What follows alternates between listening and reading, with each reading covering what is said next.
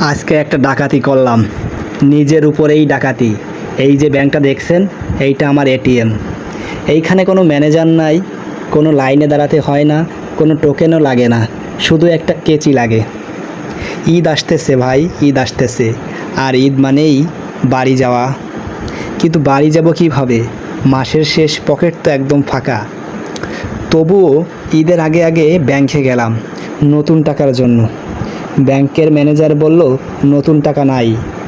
তখন মনে পড়লো, আরে আমার তো একটা গোপন এটিএম আছে, সেখানে কিছু নতুন টাকাও আছে। এইটাই হলো আসল বুদ্ধি।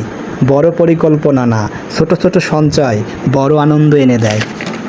এইবার খুলনা থেকে রওনা দেব, গোপালগঞ্জের গ্রামের বাড়িতে যাব। মায়ের হাতের রান্না খাবো, ছোটদের ঈদ সালামি দিব। যারা দূরে আছেন, কাছে আছেন, সবাইকে জানাই ঈদের আন্তরিক শুভেচ্ছা ও অভিনন্দন। ঈদ আসুক আনন্দ হয়ে, প্রতিটা ঘর ভরে উঠুক হাসিতে। ঈদ মোবারক সবাইকে।